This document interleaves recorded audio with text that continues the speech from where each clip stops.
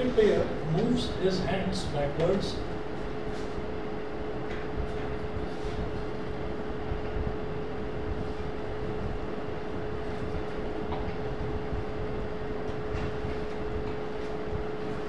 A cricket player moves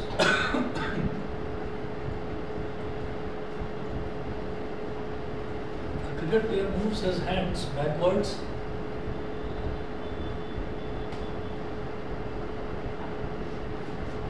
A cricket player moves his hands backwards on catching a fast cricket ball.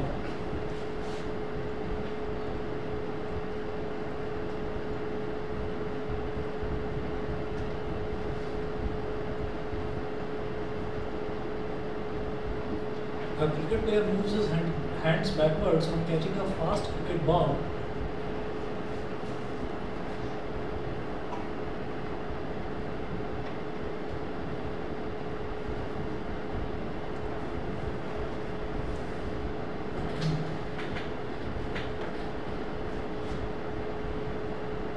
Prevent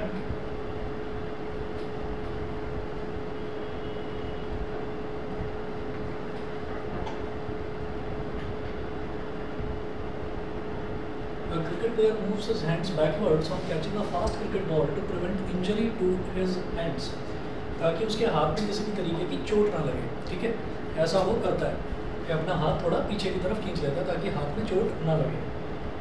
अच्छा, it can be explained as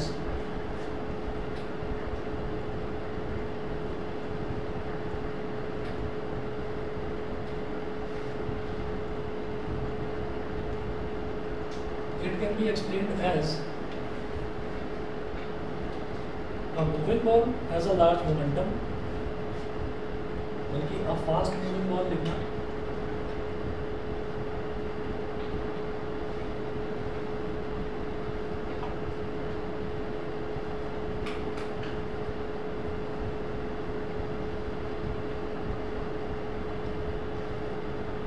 A fast moving ball has a large momentum.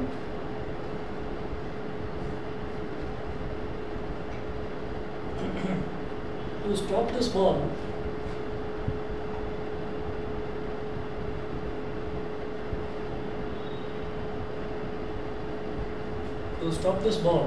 comma,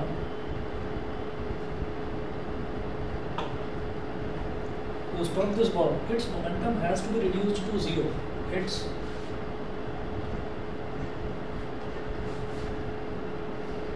momentum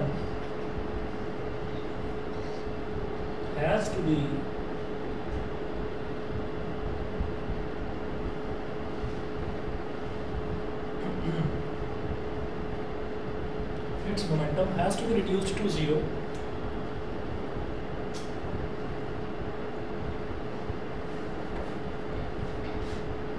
Now, when the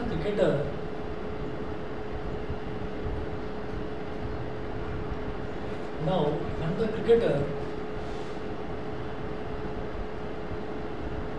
moves his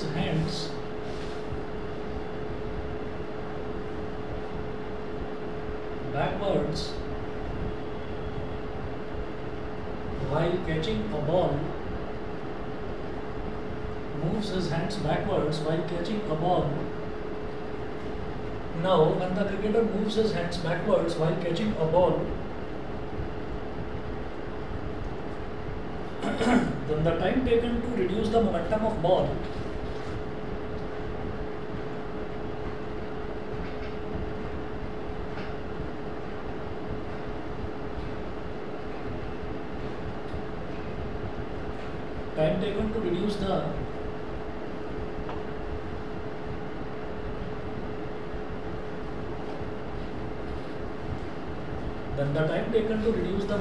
ball to 0 is increased.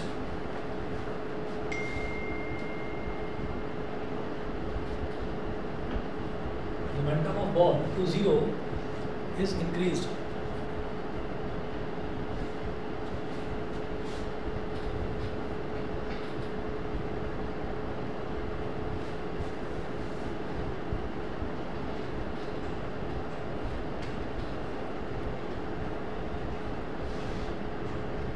Due to more time taken to stop the ball,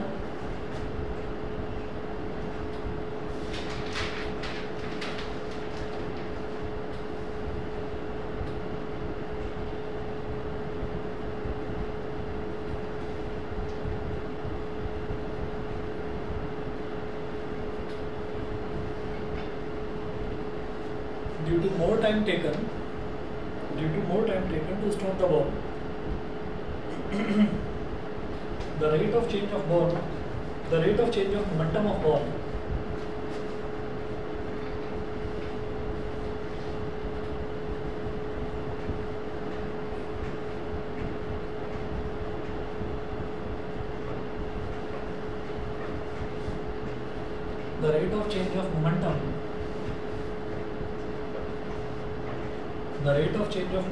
ball is decreased and hence a small force is exerted on the hands of player, and hence a small force is exerted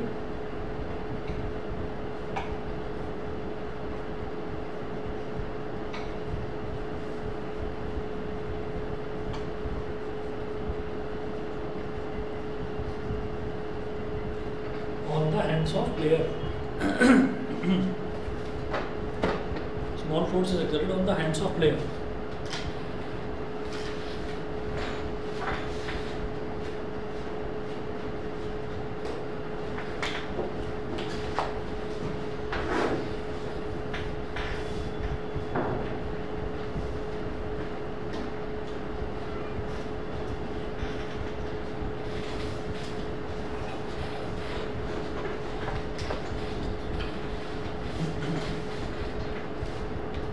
अब जब chapter revise करेंगे तो ये पूरा का पूरा जो explanation है इसको रटने की ज़रूरत नहीं है, इसको आप ऐसे समझिए जैसे देखो जैसे हमने कहा था कि F is directly proportional to mv minus mu upon t, ये था ना rate of change of momentum. Rate of change of momentum क्या है? ये change of momentum upon time taken. तो change of momentum upon time taken क्या हो गया? Rate of change of momentum. ठीक है, तो यहाँ पर आप ये देखिएगा कि उसने बॉल को कैच करा तो अपना हाथ पीछे की तरफ ले गया। जब अपना हाथ वो पीछे की तरफ ले गया तो उसने टाइम को इंक्रीज़ कर दिया। अब जब टाइम को इंक्रीज़ करा तो फोर्स जो है वो रिड्यूस हो जाएगी, क्योंकि दोनों के दोनों इनवर्सली प्रोपोर्शनल है। तो वो चीज़ यहाँ पर इन्होंने बताई कि when the cricketer moves his hands, actual में यहाँ से स्टार्ट होता है इसका एक्सप्लेनेशन। और when the cricketer moves his hands backwards while catching a ball, then the time taken to reduce the momentum of ball to zero is increased. ये ball का momentum reduce करने में जो टाइम लग रहा है वो टाइम बहुत ज़्यादा इंक्रीज हो गया। ठीक है, due to more time taken to stop the ball the rate of change of momentum of ball is decreased. ठीक है, एक मिनट।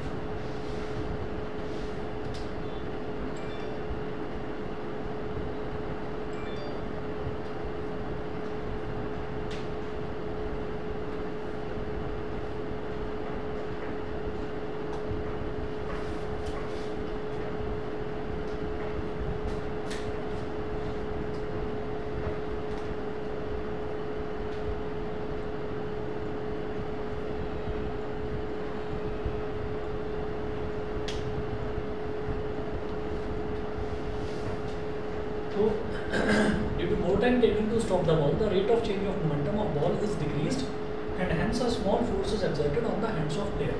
तो इसमें हुआ क्या कि जब टाइम ज़्यादा लग रहा है तो जब भी कभी किसी रेशियो की बात करते हैं, रेशियो क्या होता है? जिसमें न्यूमरेटर अपॉन डिनोमिनेटर वाली कोई टर्म आ जाए तो उसको हम रेशियो बोलते हैं। तो यहाँ पर आप ये देखिए जो पूरा टर्म लिखा हुआ है इसको क्या बोलेंगे? Rate of change of momentum. ठीक है, जब टाइम बढ़ गया तो ये जो पूरा टर्म है rate of change of momentum, ये क्या हो गया? ये डिक्रीज़ हो गया। ठीक है, जब टाइम बढ़ गया तो ये डिक्रीज़ हो गया। अब कैसे डिक्रीज़ हो गया ये देखिए।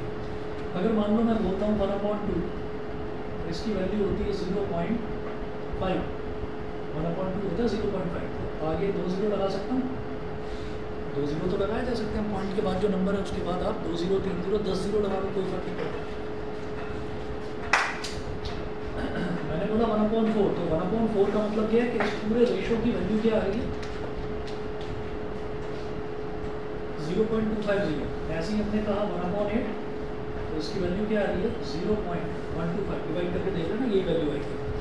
तो अब इसमें क्या क्या समझ में आ रहा है, ये न्यूमरेटर तो सेम है, देखो 1 1 1 तीनों ही केसेस में न्यूमरेटर तो सेम है, लेकिन आप क्या कर रहे हैं, आप डिनोमिनेटर को बढ़ाते चले जा रहे हैं, डिनोमिनेटर की वैल्यू को बढ़ाते चले जा रहे हैं। तो डिनोमिनेटर की वैल्यू जैसे जैसे बढ़ रही है, पूरे फ्रैक्शन की वैल्यू वैसे वैसे कम होती जा रही है, ठीक है। तो डिनोमिनेटर क्या है यहाँ पर टाइम, तो टाइम की वैल्यू जैसे जैसे मैं बढ़ा रहा हूँ, तो ये जो ऊपर वाली चीज़ है ये तो फिक्स है, इसको हम चेंज नहीं कर रहे हैं, ठीक। तो ये क्या हो रहा है कि ये जो पूरा फ्रैक्शन है, इस पूरे फ्रैक्शन की वैल्यू धीरे धीरे क्या हो रही है, कम हो रही है। तो डिनोमिनेटर को जैसे जैसे हम बढ़ाते हैं तो पूरे फ्रैक्शन की वैल्यू कम होती जाती है, और डिनोमिनेटर को जैसे जैसे हम कम करते हैं तो पूरे फ्रैक्शन की वैल्यू बढ़ती चली जाती है, ऐसा होता है, ठीक है। तो अब आप ये देखिएगा कि जब पूरे फ्रैक्शन की वैल्यू, जब मैं डिनोमिनेटर को टाइम को बढ़ा रहा हूँ, बॉल कैच करने में टाइम बढ़ रहा है, तो जब मैं टाइम को बढ़ा रहा हूँ तो पूरे फ्रैक्शन की वैल्यू कम होती चली जाएगी। जब पूरे फ्रैक्शन की वैल्यू कम होती चली जाएगी तो force is directly proportional to ये पूरी वैल्यू, वो पूरी वैल्यू कम तो फोर्स कम, फोर्स कम तो हमारे हाथ पर चोट कम लगेगी, भाई कम फोर्स से टकराएगी वो हमारे हाथ पर, समझ गए कि नहीं, ठीक है। तो इस वजह से ये वाली लाइन लिखी हुई है कि due to more time taken to stop the ball the rate of change of momentum of ball is decreased. ये जो पूरा टर्म है, ये पूरा टर्म क्या है, rate of change of momentum. तो जब टाइम ज़्यादा लग रहा है तो इसका मतलब पूरा जो rate of change of momentum है वही कम लग रहा है, rate of change of momentum decrease हो रहा है, वो डिक्रीज हो रहा है तो फोर्स डिक्रीज हो रहा है। Rate of change of momentum of ball is decrease and hence a small force is exerted on the hands of player. Clear है जी, चले आगे, समझ गए, ठीक। अच्छा, अब अगला एग्जांपल देखेंगे इसी का। तो ये कुछ प्रैक्टिकल क्वेश्चंस हैं, ऐसे क्वेश्चंस आते हैं, तो इनका जो एक्सप्लेनेशन है उनको ना प्लीज़ रट के मत जाना, बस ये समझ लेना भाई टाइम बढ़ रहा है तो पूरा जो फ्रैक्शन है यानी कि rate of change of momentum वो क्या हो रहा है, जब टाइम बढ़ रहा है, डिनोमिनेटर बढ़ रहा है, तो वो पूरा का पूरा डिक्रीज हो रहा है, वो डिक्रीज हो रहा है तो फोर्स भी डिक्रीज ही होगा। सेकंड लिखेंगे the case of a high jumper.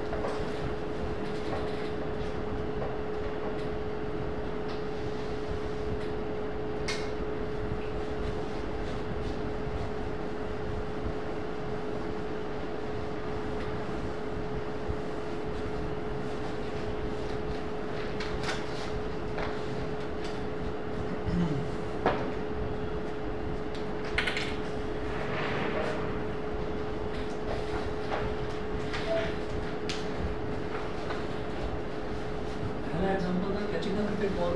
Second है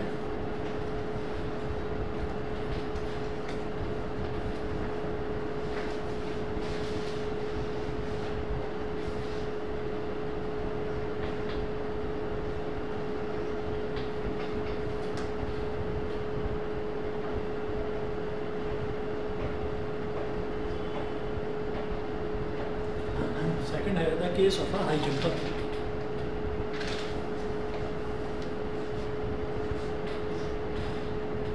the case of a high jumper, इसमें लिखेंगे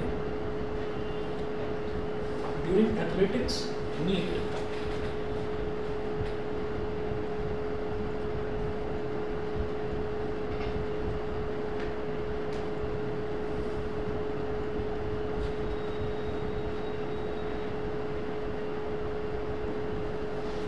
during athletics meet, a high jumping athlete is provided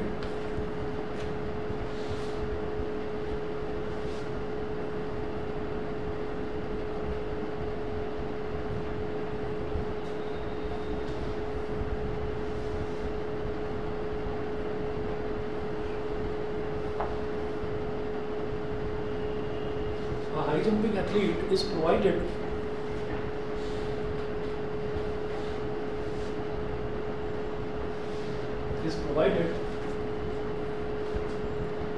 either a cushion or a heap of sand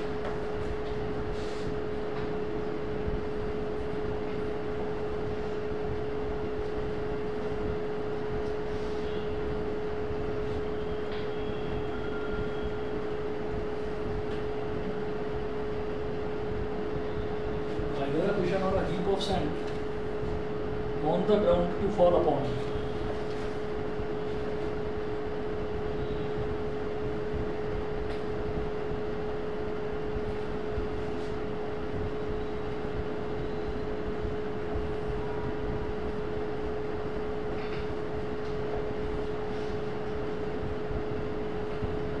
To prevent him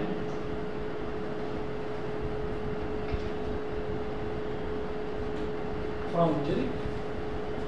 तो जो high jumper होते हैं, high jumper क्या करते हैं, हाई जंपर एक बैरियर लगा रहता है और दौड़ते हुए आते हैं, उस बैरियर को क्रॉस करते हैं। हाई जंप का मतलब क्या हो गया कि कितना ज़्यादा आप ऊंचा जंप कर सकते हो। तो वो बहुत ज़्यादा ऊंचा जंप करके और उस बैरियर को क्रॉस करके और फिर दूसरी साइड गिर पड़ते हैं। ठीक है, अब दूसरी साइड जो है या तो कुशन लगा दिया जाता है या फिर रेत का ढेर लगा दिया जाता है। तो जो कुशन है या फिर जो रेत का ढेर है इसलिए लगाया जाता है, नहीं लगाएंगे तो बेचारे की हड्डी मसली टूट जाएगी, गिरेगा ज़मीन पर जाकर चोट लगेगी। तो ये हम सबको पता है कि वो गिरेगा अगर सीधा मतलब हार्ड ग्राउंड पर, मान लो वहाँ पर सीमेंटेड फ्लोर लगा दिया जाए तो बेचारा टूट जाएगा ना, वहाँ गिर के हड्डी वड्डी टूट जाएगी। ये तो हमको सबको पता है कि उसको चोट लगेगी। ठीक है, लेकिन चोट क्यों लगेगी और कुशन लगाने से या जो सैंड का ढेर लगा देने से उससे उसको चोट क्यों नहीं लगेगी ये देखना है। तो चोट लगेगी कैसे कि अगर हाई फोर्स अप्लाई कर दे, अगर हाई फोर्स अप्लाई हो गई उसकी बॉडी पर तो उसकी बोन्स में, मसल्स में चोट लग सकती है।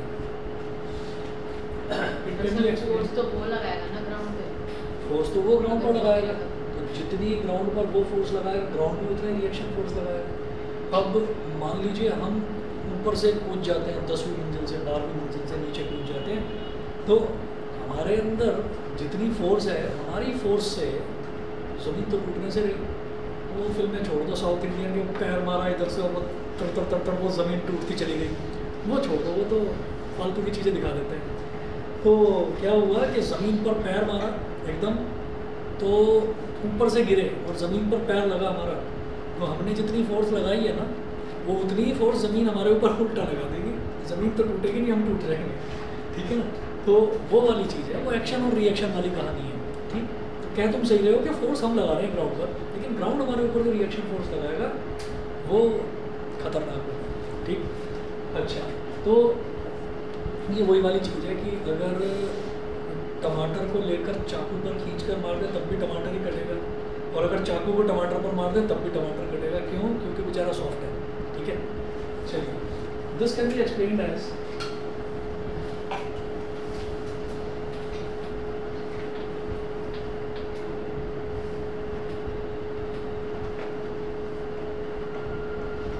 और आपने जैसे ये वाला पोर्शन करा है ना, ये वाला पोर्शन करा है, तो बिल्कुल इसी के जैसा एक्सप्लेनेशन इसमें भी है।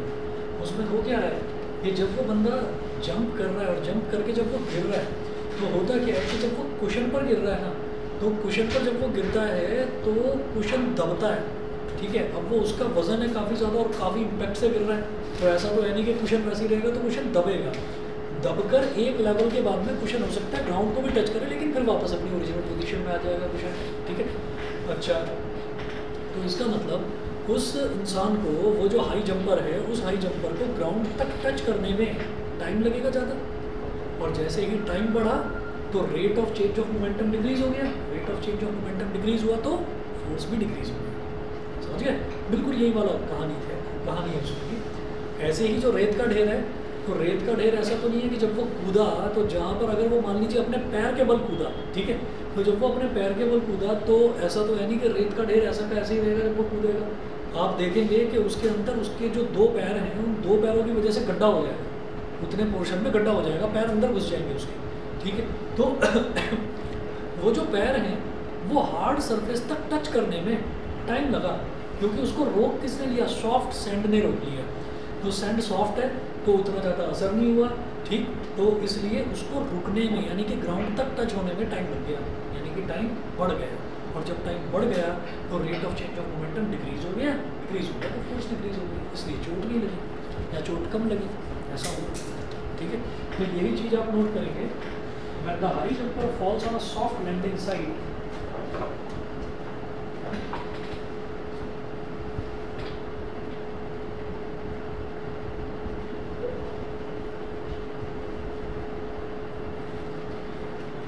when the high jumper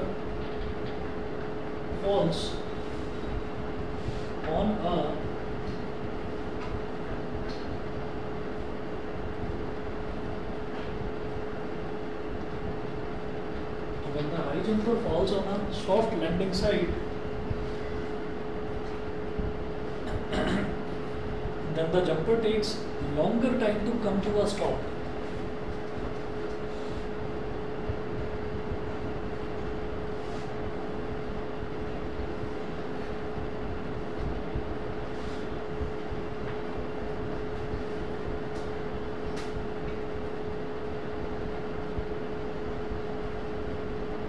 Then the jumper takes longer time to come.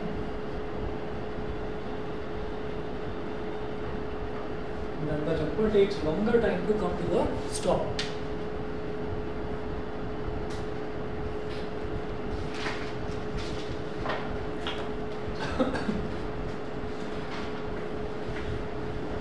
This decreases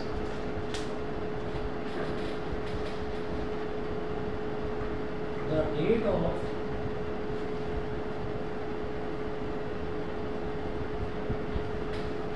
change of momentum. This decreases the rate of change of momentum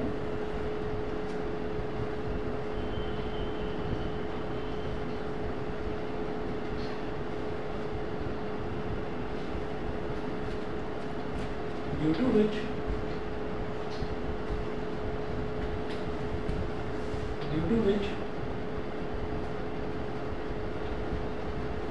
the force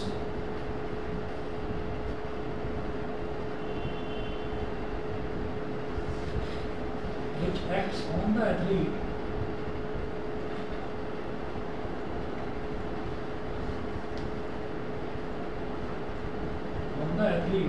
also reduces.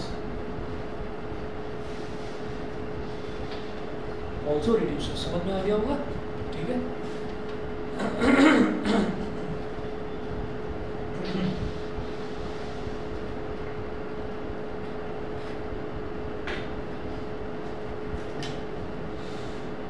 Third देखें, बहुत important है, the use of seat belts in cars. ये बेटा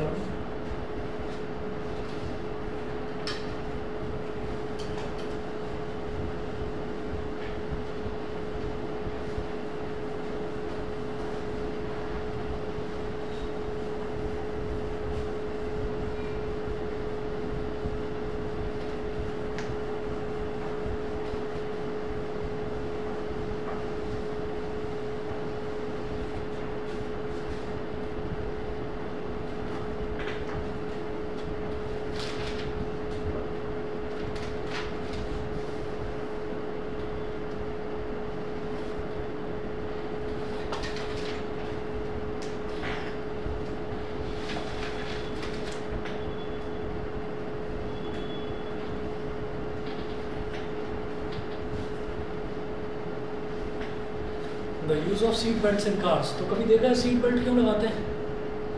seat belt क्यों लगाते हैं? किसी को आइडिया है?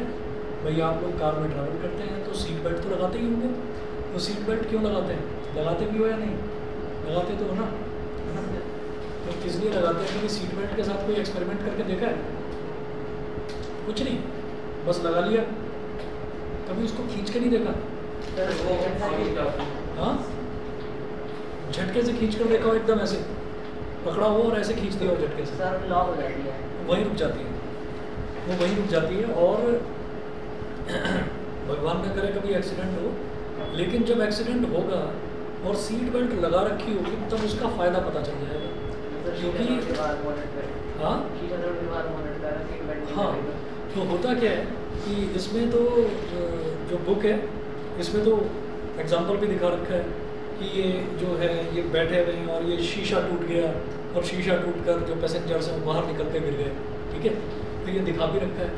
तो ऐसा होता है कि जैसे अचानक आप तो चला रहे हैं, बड़ी संभल के चला रहे हैं, लेकिन पता चला कि किसी ने आके पीछे से बहुत ज़ोर से टक्कर मार दी. ठीक, तो तब समझ में आता है कि ये हुआ क्या. तो तब समझ में आता है कि ये जो सीट बेल्ट है, सीट बेल्ट का फ़ायदा क्या होता है. हमारे साथ हुआ एक बार, गाड़ी चला रहे हैं, रात के 11 साढ़े 11 बजे की बात है. और सर्दियों के दिन थे, तो तभी ये दिमाग में आया कि भाई रात में कभी चलना ही नहीं चाहिए, क्योंकि रात में ज़्यादातर लोग अपना हनी सिंह के गाने सुन के पी के टल्ली होकर चलाते हैं, ठीक है ना। तो कोई ऐसे ही पी के टल्ली था और हमें ये लगा कहीं जैसे कोई बम फट गया हो, ऐसी आवाज़ आई। ये नहीं पता था कि बम हमारे ही ऊपर आकर गिरेगा, है ना। तो ऐसे ही जो मतलब स्पीड ब्रेकर होता है ना, तो हमने तो स्पीड ब्रेकर से सॉफ्टली अपनी गाड़ी को उतार दिया। ये तो होश में थे, पीछे से कोई F1 रेसिंग करता हुआ आ रहा था तो उसने इतनी तेज उसकी गाड़ी उड़ी, तो वो मैं तो देख नहीं पाया कि ये हुआ क्या, लेकिन जैसे उसकी गाड़ी नीचे गिरी तो उसका धमाका हुआ।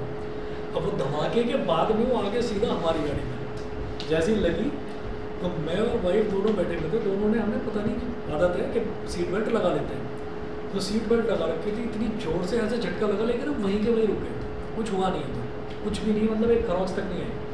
तो लेकिन उस दिन हमको ये समझ में आ गया कि सीट बेल्ट का फ़ायदा क्या होता है। अगर मान लीजिए सीट बेल्ट ना हो और अचानक से पीछे से कोई आपको बहुत तेज़ी से फोर्स लगाए, तो ज़्यादा फोर्स का मतलब क्या है F is directly proportional to mv minus mu upon t। तो ज़्यादा फोर्स का मतलब क्या है, ये जो rate of change of momentum है ये ज़्यादा हो गया, जब ये ज़्यादा हो गया तो सोचो कितनी चोट लगेगी, ठीक है ना। तो वो चीज़ है, तो इसलिए सीट बेल्ट जो है, सीट बेल्ट में क्या करती है, सीट बेल्ट आपके आगे टकराने के टाइम को बढ़ा देती है। भैया आप स्ट्रेच करके जाओगे, वो सीट बेल्ट आपको रोकेगी, तो इसका मतलब अब तो एडवांस्ड सीट बेल्ट्स आ चुकी हैं। पहले जो सीट बेल्ट्स थी वो टाइट हुआ करती थी, वो सीट बेल्ट्स में ये लॉकिंग वाला सिस्टम नहीं था, अब तो बहुत बढ़िया सिस्टम है। तो लॉकिंग वाला सिस्टम, पहले तो जो ब्रेक्स हुआ करते थे, ब्रेक्स भी ऐसे होते थे कि जब जैसे आपने बहुत तेज़ी में गाड़ी है और अचानक में मान लीजिए कोई कुत्ता बिल्ली या कुछ आ गया एकदम से रोड के सामने आ जाता है, भाई इंडियन रोड्स हैं, ठीक, यहाँ पर उतनी बढ़िया बैरिकेडिंग वगैरह तो होती नहीं, तो कोई आ गया एकदम से सामने, तो आप अचानक से ह्यूमैनिटी दिखाते हुए, मानवीय मूल्य दिखाते हुए आप ब्रेक लगाएंगे कि कोई कुत्ता बिल्ली मेरी गाड़ी के नीचे ना आ जाए। आप ब्रेक लगाएंगे, पता चला उसको बचाने के चक्कर में खुद अपना सिर उड़वा लिया, है ना, और वो तो अपना पैर करता हुआ निकल गया उधर से। तो है क्या कि अब जो ब्रेकिंग सिस्टम है, आपने देखा भी होगा, हाँ, अब आपने ये देखा होगा कि नई गाड़ियाँ होती हैं, नई बाइक्स होती हैं, तो उनका जो एडवर्टीजमेंट होता है उसमें लिखा हुआ आता है कि air bags with ABS system. ABS, तो ABS का मतलब जानते हैं क्या होता है? Anti braking system. Anti braking का मतलब क्या है, ये जो ब्रेक्स होते हैं वो ब्रेक्स इस तरीके से, मतलब वो टायर को रोका करते थे, और जब वो ऐसे आगे की तरफ रोकते थे तो इंसान भी आगे कोई झुक जाता था। अब जो ब्रेक्स हैं वो उल्टा रोकते हैं टायर को, ये टायर आगे की तरफ जा रहा है तो ब्रेक पीछे वाली डायरेक्शन में काम करेंगे। पहले क्या होता था, सिर्फ उसको वहीं के वहीं रोका जाता था, तो अब जब वो पीछे वाली डायरेक्शन में काम करते हैं तो आपकी गाड़ी, आपको झटका आगे की तरफ नहीं लगेगा, गाड़ी स्टेबल ऐसी रुकेगी, सीधी रुकेगी। तो ये जो बहुत सारी चीज़ें, जो एडवांसमेंट आ रहा है धीरे धीरे, जिस वजह से लोग अच्छी महंगी गाड़ियों में पैसा खर्च भी करते हैं, वो इसीलिए खर्च करते हैं कि वो सारा जो पैसा है वो एक्सीडेंट के टाइम पर पता चल जाता है कि हाँ आपने क्यों लगाया था महंगी गाड़ी में। तो होता क्या है कि ये जो सीट बेल्ट है, तो सीट बेल्ट से आपका टाइम इम्प्रूव हो जाता है, ठीक है। और हाँ, मेरा खुद का पर्सनल जो एक्सपीरियंस है वो ये रहा कि जो लोग कहते हैं ना कि भाई पुलिस वाले बड़े गंदे होते हैं, बड़े बेकार होते हैं, वो मेरा एक्सपीरियंस ये रहा था। फर्स्ट टाइम एक्सीडेंट हुआ, खुद की गलती नहीं, दूसरे की गलती से हुआ, और मैंने गाड़ी रोकी, मैंने कहा जरा जाकर देखो, तो पहले देखा मेरी गाड़ी में उतना नुकसान नहीं हुआ था, उसकी पूरी फूट गई थी, है ना। तो अब मैंने कहा कहूँ तो कहूँ क्या इसको, तो हमारी गाड़ी में नुकसान हुआ था। तो फिर मैंने कहा चल छोड़, कुछ नहीं कहता इसको, चलो चलते हैं। तो फिर मेरे दिमाग में जरा सा चलते ही आया, मैंने कहा नुकसान तो हुआ है और इसने करा है तो उसको बोलूँगा मैं। बोलने गया उसको, अभी क्या बोलूँ भाई उसको, वो तो मेरे को ऐसे देख रहा है, तो उसका गर्दन वर्दन सब ऐसे, वो मतलब नशा बिल्कुल भयंकर, है ना। कहता क्या हो गया, किधर हूँ मैं, ऐसी बातें उल्टी सीधी। तो मैंने फिर पुलिस वाले को बुलाया, तो मैंने तो ये देखा पुलिस वाले बड़े सपोर्टिव होते हैं, बहुत सपोर्ट करा, और उन्होंने उल्टा, मैंने कुछ नहीं कहा, किसी को कुछ नहीं कहा, उल्टा जो पुलिस वाले थे, पुलिस वालों ने वहाँ पर जो है कंप्लेंट लिखवाई मेरी तरफ से। मैंने कहा सर ठीक है, जो हो गया ठीक है। कह रहे नहीं लिखो, कह रहे इसका चलान अभी, एक तो पी के चलाने का चलान भी कटेगा, और कह रहे इसको, इसके घर पर भी अभी कंप्लेंट जाएगी। तो दो थे, उन्होंने वो कंप्लेंट भी भेजी उसके घर पर। इनफैक्ट जो मेरी गाड़ी में खर्चा आया वो उन्होंने उससे कंपनसेशन भी दिलवाया, मतलब मेरी गाड़ी भी उसी के पैसों से रिपेयर करवाई, मैंने नहीं मांगा किसी से कुछ। मैंने कहा ठीक है यार, इसके तो बुरा हाल हो गया, अब मैं इससे क्या करूँ, वो पहले से ही उसकी जान निकली पड़ी है। तो वो कहने लगे कि नहीं ये आप रिटर्न में दोगे, तो उसको रिटर्न में दिया। तो मैंने तो ये देखा मतलब काफ़ी ऐसा नहीं है कि गलत ही होते हैं, मतलब कायदे से भी काम करने वाले लोग हैं। तो इधर ही राजनगर एक्सटेंशन की यही की बात है। ये पीछे कौन सा है, ये जो रिवर हाइट के आगे है, रिवर हाइट के थोड़ा सा आगे चलते हैं, अजनारा के सामने, अजनारा इंटीग्रिटी के सामने, तो ऐसा भी हुआ था। तो कुल मिलाकर क्या नोट करिएगा। तो इसलिए ये जो टॉपिक है, इस टॉपिक के साथ साथ ये समझा रहा हूँ कि कभी भी जाओ, कहीं भी जाओ, किसी भी टाइम जाओ, भाई बेल्ट ज़रूर लगाओ, और सबको लगवाओ। अगर कोई घर में भी बैठा हुआ है ना, घर का कोई भी मेंबर बैठा हुआ है, तो उसको बोलो बेल्ट लगाएं, ठीक है। और याद रखो पीछे वाली सीट पर भी बेल्ट होती है, पीछे वाली सीट पर भी बेल्ट होती है, उसको वो लोग सीट के अंदर घुसा देते हैं उसके अंदर, तो वो लगाने की जगह ही नहीं बचती, तो उसको निकाल कर लगा लिया करो। चलिए देखिएगा कि seat belts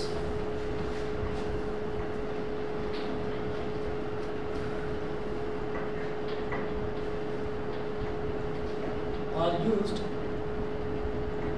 by passengers, by car passengers,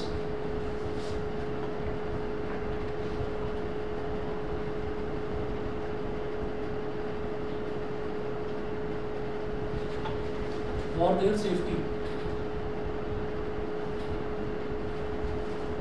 by car passengers for their safety.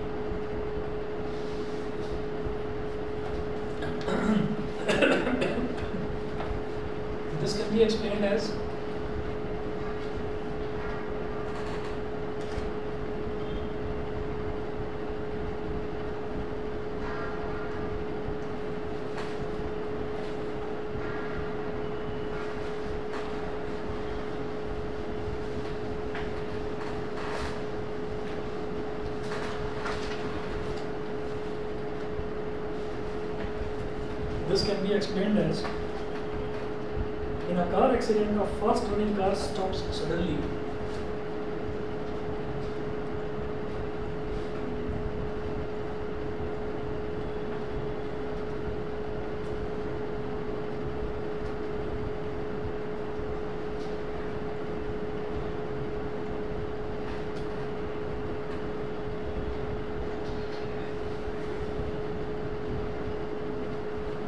In a car accident, a fast running car stops suddenly.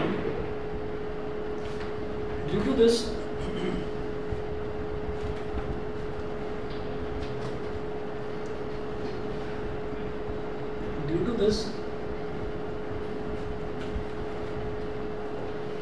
the car's large momentum is reduced to zero.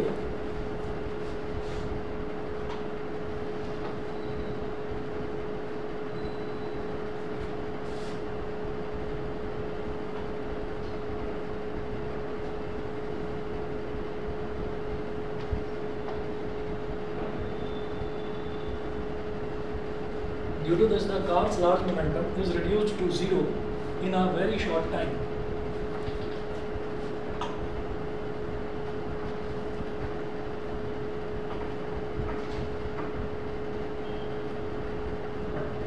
In a very short time.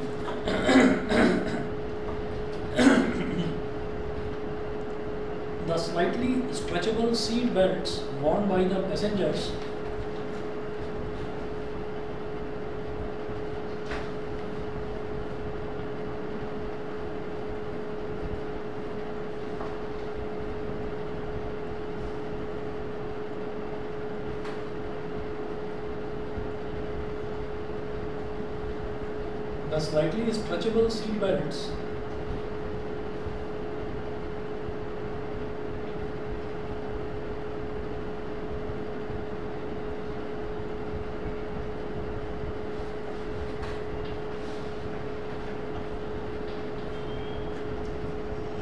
the slightly stretchable seat belts worn by the passengers of the car increases the time taken by the passengers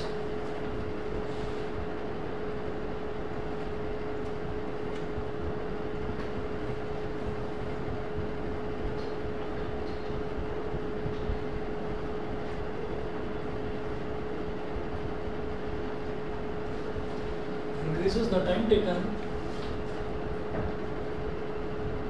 by the passengers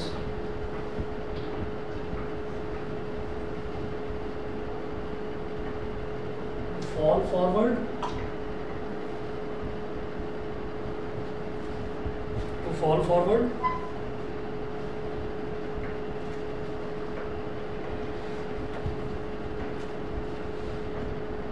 time बढ़ा दिया तो rate of change of momentum decrease हो गया, rate of change of momentum decrease हो गया तो force जो है वो भी डिक्रीज हो गया।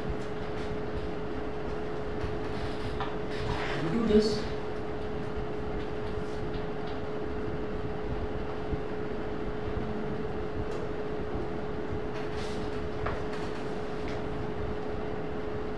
the rate of change of momentum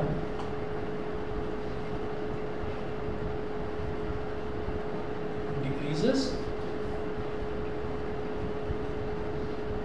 and hence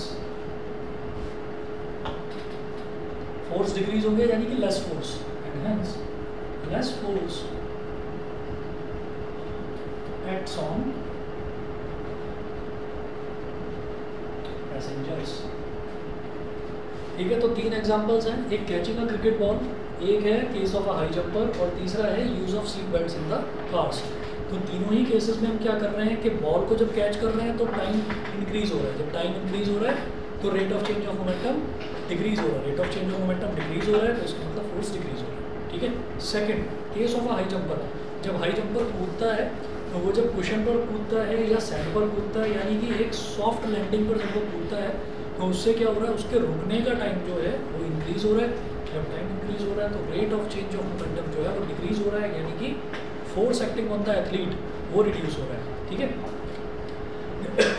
तीसरा जो सीट बेल्ट है, जैसे ही कोई एक्सीडेंट होता है तो कार एकदम सडनली रुकती है, तो जब कार एकदम सडनली रुकती है या सडनली उस पर तेज फोर्स लगता है तो जो टाइम होता है वो सीट बेल्ट की वजह से time taken by the passengers to fall forward वो इंक्रीज हो जाता है। तो जब टाइम इंक्रीज हो जाएगा तो rate of change of momentum पूरा जो रेशो है वो फिर डिक्रीज होगा, जब वो डिक्रीज होगा तो फोर्स जो है वो कम एक्ट करेगा, तो फोर्स डिक्रीज होगा। ठीक है, तो इस तरह से कम चोट लगती है। ठीक है, इसके बाद अब इसके क्वेश्चंस देखिएगा। क्वेश्चन नंबर 1 देखो, what force would be needed, online वाले बच्चे बता दें, इतना क्लियर है सभी को? सर जैसे आपने एग्जांपल दिया था कि जैसे कोई मतलब कोई भी अगर 10th या 12th फ्लोर से कूदा तो उसने फ्लोर पे फोर्स लगाया, तो जो फ्लोर था उसने या मतलब जो अर्थ थी उसने रिएक्शन फोर्स लगाया जो इक्वल था, तो सर फोर्स तो फिर 0 हो जाना चाहिए, और जब फोर्स 0 है तो फिर वो तो उससे डायरेक्टली प्रोपोर्शनल हो जाएगा मोमेंटम से, तो सर मोमेंटम तो 0 हो गया, तो सर हमको क्यों ऐसा इम्पैक्ट? मैं ऐसा बता रहा हूँ, इसमें क्या होता है कि इसमें जैसे मान लीजिए कागज़ है, ठीक, तो यहाँ पर फोर्स को जो सेकंड लॉ ऑफ मोशन है यहाँ पर सीधा सीधा सिर्फ फोर्स की बात नहीं है। देखो फोर्स क्या होता है कि अगर मान लीजिए मैं यहाँ पर ये बोर्ड है, इस बोर्ड को मैं ऐसे प्रेस करने लगूँ, दबाता चला जाऊँ तो इसका मतलब क्या है कि मैं फोर्स लगा रहा हूँ। ठीक है, अब यही फोर्स अगर एक इम्पैक्ट के साथ लगाया जाए, झटके के साथ लगाया जाए तो दैट बिकम्स मोमेंटम। क्यों? क्योंकि उसमें जो है मेरे हाथ का मास भी इंक्लूड हो गया। तो होता क्या है कि यहाँ पर फोर्स जो है वो मास के साथ अपना रिलेशन दिखाता है। तो अगर मान लीजिए एक कागज़ हमने लिया और उस कागज़ को 10th फ्लोर से ड्रॉप कर दिया, तो कागज़ ऐसे ऐसे ऐसे ऐसे धीरे धीरे जाएगा और गिर जाएगा आराम से चुपचाप, कागज़ का कुछ नहीं बिगड़ेगा। उस कागज़ को आप फिर से उठाओ और उस पर लिखना शुरू कर दो, कागज़ का कुछ नहीं बिगड़ा। ठीक है, अब आप क्या कर रहे हैं, आप 10th फ्लोर पर फ़ोन पर किसी से बात कर रहे हैं, उस फ़ोन को आपने नीचे गिरा दिया, तो जब आप नीचे जाओगे तो फ़ोन के टुकड़े उठाकर लेकर आओगे, फिर आप उस फ़ोन से बात नहीं कर पाओगे। रीज़न क्या है? फिर वो जो फ़ोन था उसमें मास था, तो उसके मास की वजह से उसको चोट लग गई इतनी ज़्यादा, समझ गए? उसके मास की वजह से उसको चोट लगी। क्यों? क्योंकि यहाँ पर हम ये देखते हैं कि F is directly proportional to mv minus mu upon t। तो टाइम तो वो है जो उसको छत पर से नीचे गिरने में जो टाइम लग रहा है, उसको ऊंचाई पर से नीचे गिरने में जो टाइम लग रहा है, मास उसका फिक्स रहने वाला है। फाइनल वेलोसिटी उसकी क्या हो जाएगी? 0 हो जाएगी। तो फाइनल वेलोसिटी तो उसकी 0 हो गई। ठीक है, और मास मान लीजिए उसका 2 किलो का था, 2 किलो तो ज़्यादा मैंने बोल दिया, मान लो आधा किलो का मोबाइल था। ठीक ठीक है। और बड़े हैवी मोबाइल्स आ रहे हैं ना, इसलिए आधा किलो बोल रहा हूँ। आधा किलो का मोबाइल था और मान लीजिए जो उसकी इनिशियल वेलोसिटी है, उसकी इनिशियल वेलोसिटी हमने कहा मान लीजिए वो भी 2 मीटर पर सेकेंड थी, उसे 2 कर गया, ठीक, अपॉन टाइम, तो ये तो 0 - 1 हो गया, तो -1 upon time period, -1 upon time period. तो इसका मतलब क्या है? इसका मतलब ये है कि भाई नेगेटिव का मतलब ये है कि ये नेगेटिव में फोर्स है, फोर्स जो है वो नेगेटिव है, फोर्स का मतलब नेगेटिव का मतलब क्या हो गया, ये वो वाली फोर्स नहीं जो ऊपर से नीचे मोबाइल फोन लगा रहा है, ये वो नेगेटिव फोर्स मतलब जो उल्टी डायरेक्शन में, इक्वल एंड अपोजिट रिएक्शन, वो अपोजिट का मतलब नेगेटिव। तो यहाँ पर उसके मास के हिसाब से फोर्स लगने वाली है। तो ये आधा किलो का मोबाइल था, कोई भी चीज़ जितनी ज़्यादा हैवी हैवी हैवी हैवी होती चली जाएगी उसको उतनी ही भयंकर चोट लगती चली जाएगी, ठीक है ना। कोई और हैवी चीज़ लोगे चकनाचूर हो जाएगी, है ना। तो ये जो रिलेशन है ये सीधा सीधा मास पर बेस्ड है। जो हम ये कहते हैं कि इक्वल एंड अपोजिट फोर्स है वो एक दूसरे को कैंसिल तब करते हैं जब वो फोर्स जो है वो फॉर्म हो, मतलब उसमें कोई टाइम ना लगे कि हमने इधर से प्रेस करा एक चीज़ को और दूसरे बंदे ने दूसरी तरफ से प्रेस करा, तो उसमें इम्पैक्ट नहीं आ रहा है, मतलब ऐसे नहीं कर रहे हैं टच, हम उसको सीधा ऐसे ही टच कर रहे हैं। तो यहाँ पर मोमेंटम का कंसेप्ट आएगा ही नहीं, मोमेंटम का कंसेप्ट आएगा ही तब जब कोई चीज़ ऐसे आकर टच करेगी, यानी कि जब उसमें वेलोसिटी होगी। तो मास और वेलोसिटी ये दोनों मल्टीप्लाई होकर मोमेंटम बनाते हैं। तो ये तभी होगा जब कोई चीज़ किसी वेलोसिटी के साथ आएगी, वैसे कोई दिक्कत नहीं, समझ गए। नहीं तो आप ये देखो कि एक बहुत बड़ा बहुत हैवी बॉक्स है, बहुत हैवी बॉक्स एक ग्राउंड पर रखा हुआ है या हमारे फ्लैट में रखा हुआ है, 10 साल 20 साल 50 साल तक रखा रहेगा, कुछ बिगड़ेगा नहीं। ऐसा थोड़ी है कि वो एक टाइम के बाद वो दीवार है या फ्लोर है उसको तोड़ देगा। हाँ, अगर उसी को आप जो है लगभग 20-25 फुट ऊपर ले जाकर और फिर छोड़ दो तो जरूर टाइल वगैरह को तोड़ देगा, है ना, तब नुकसान पहुँचा देगा। क्यों? क्योंकि तब उसके मास में वेलोसिटी मल्टीप्लाई होगी, समझ गए, ठीक है। ऑनलाइन वाले बताएं भाई, क्लियर है? ठीक है, एक क्वेश्चन लिखिएगा। Okay, what force would be needed to produce an acceleration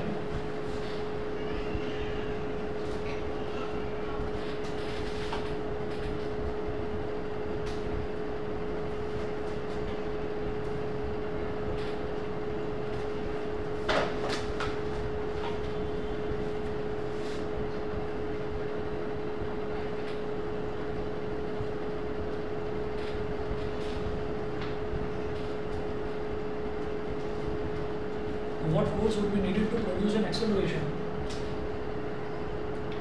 of 4 meter per second square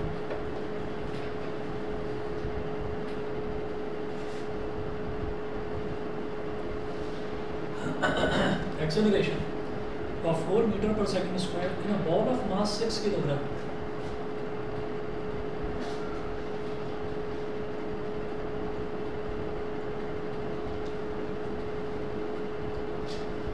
In a ball of mass 6 kilogram.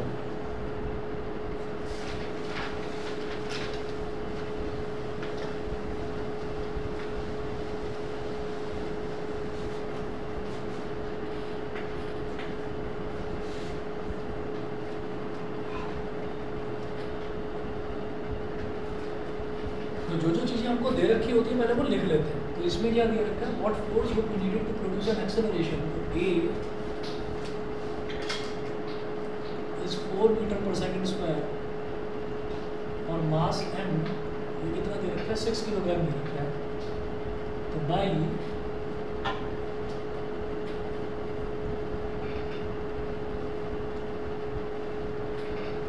Newton's second law of motion